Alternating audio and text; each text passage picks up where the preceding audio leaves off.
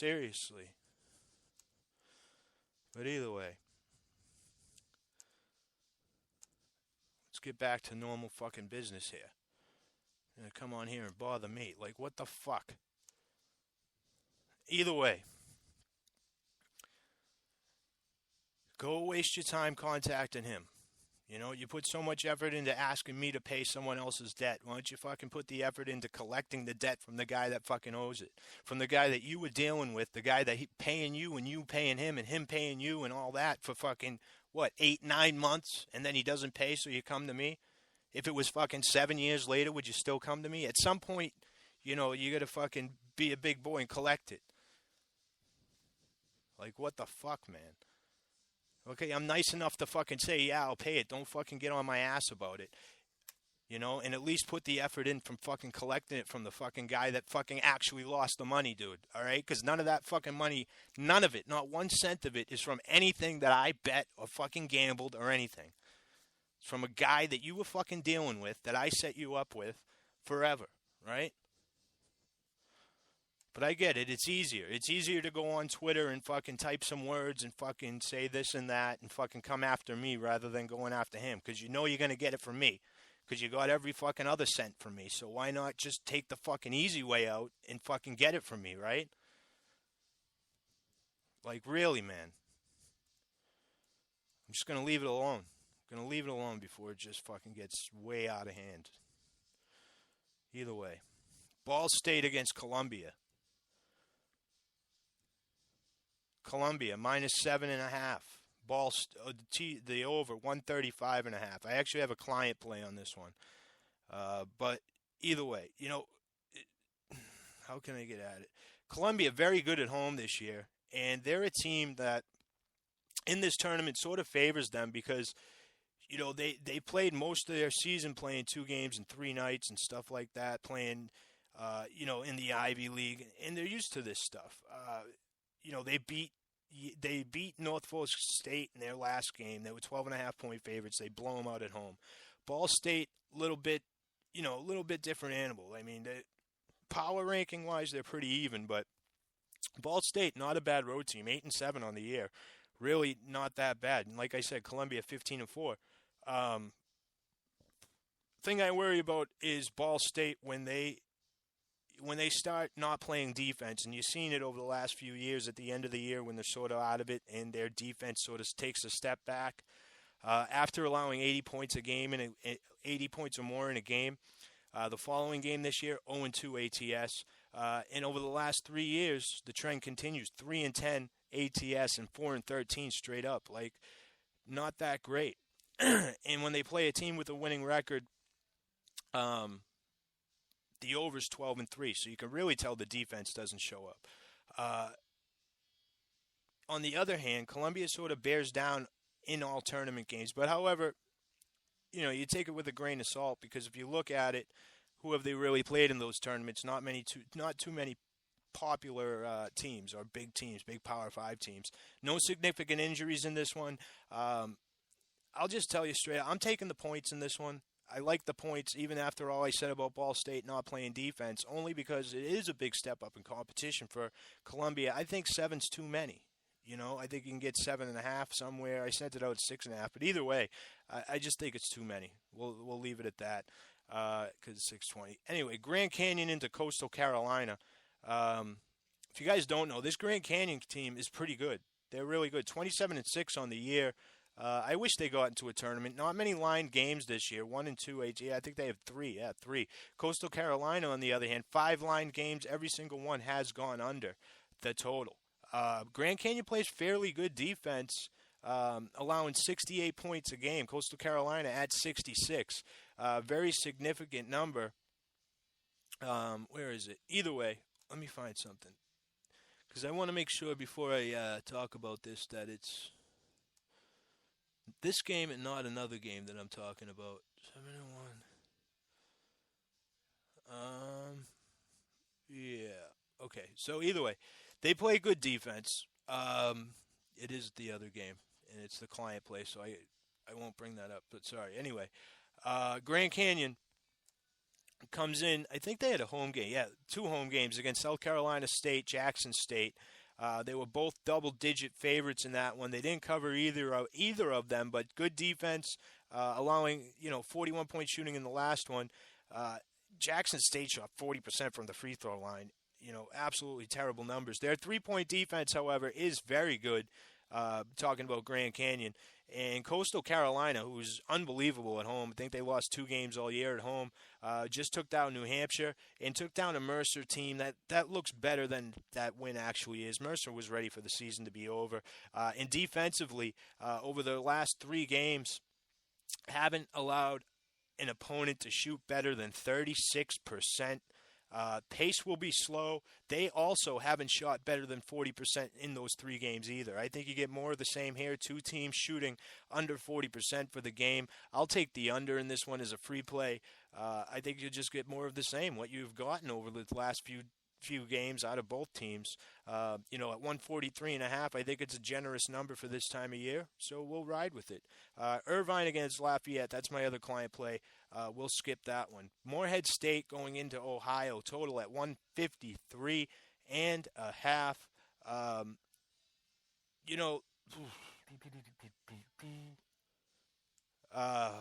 Where do I want to go with this one? Ohio, another team, doesn't play defense, especially, with playing with 1 day or less rest. That's most important. How are teams conditioned, right?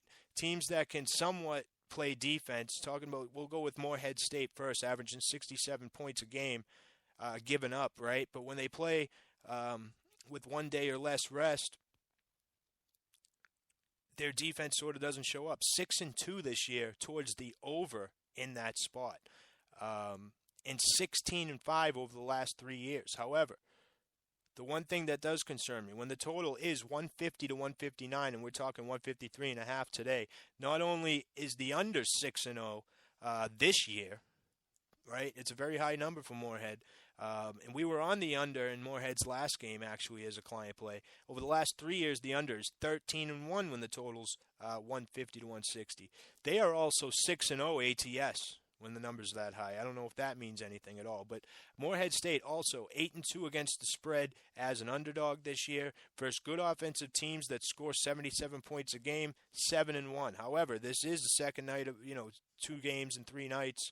And their defense doesn't show up. And that stat has a lot to do. The 7-1 when playing a high-scoring offense is because of their defense.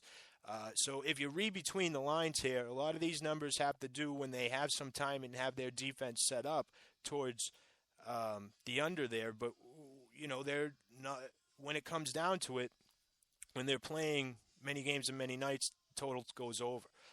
Either way, you look at Ohio, same thing. When playing 1 day or less rest, the over 3-0 this year, 6-1 over the last 3 years. In home games, when the total is 150 to 159, also 6-5 towards the over.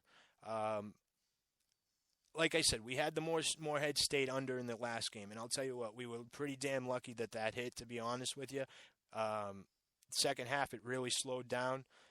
Ohio, 16-2 at home, averaging 80 points a game, giving up 71.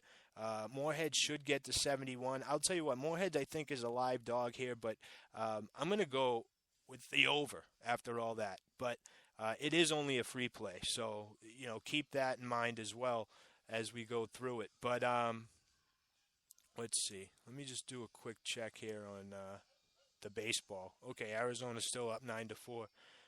Good for them. All right, so that's that. Let's see. I mentioned, the Bruins maybe tonight in hockey, but, not crazy about it really. Let's see. Vermont and Nevada. I honestly don't have much on that one. Vermont's been playing pretty good, but they've been traveling and winning on the road. Another trip, out west with short time to rest. I'm not crazy about that one. So that's that. But let's get into a little some of the things I like to read on here, and I always find it fascinating, is when they do interviews with the sports book, the sports book. And, we're talking, MGM, director of trading at William Hill, Nick,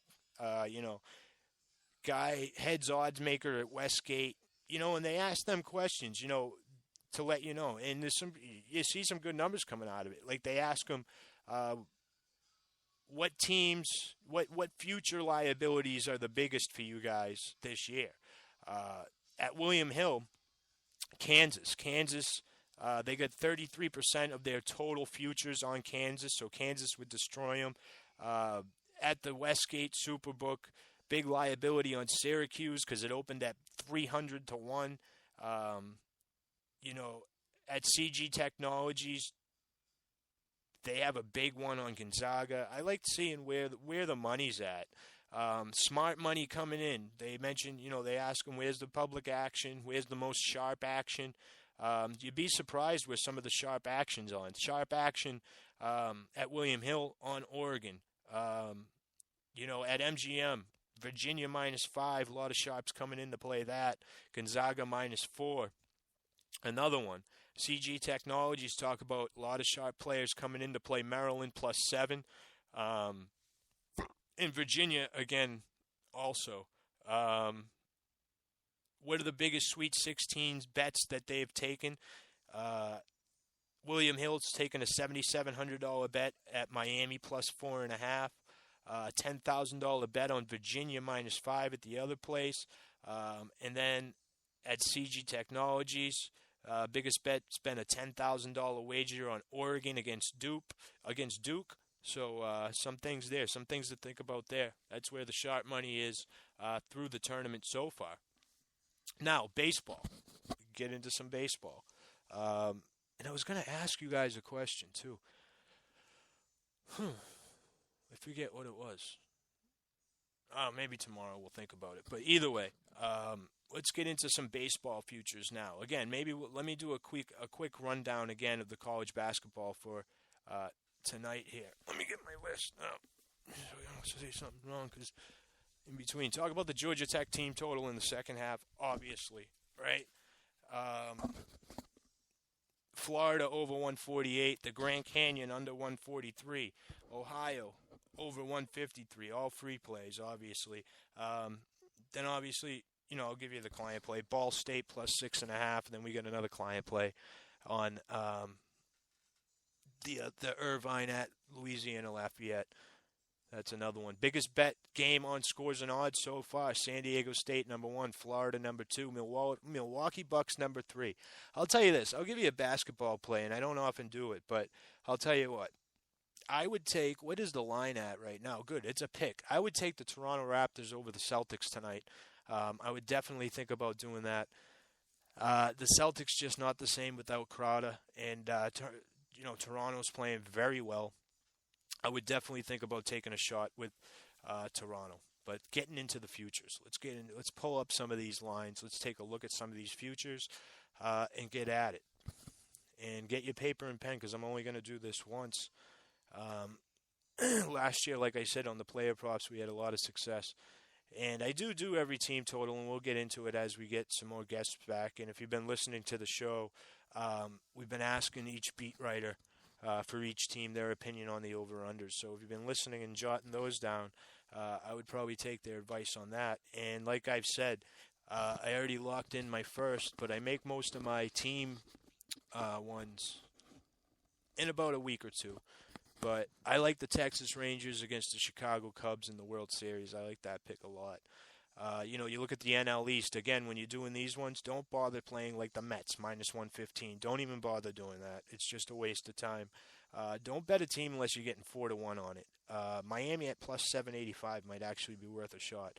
You look at the NL Central, the Cubs are -170. Like, really? The Dodgers and San Fran are like +130 apiece. AL East, nothing going there. The AL West, Rangers at +300, that might be one. That might be something to look at. But the Cy Young Award winners, and this is what you got to think about. You can't just think who's going to have the best pitcher. Right? You need not only a good pitcher, but you need a pitcher on a winning team for the most part, right? I know King Felix did it on a losing team before, but for the most part, they're going to pick the guy that's on the winning team.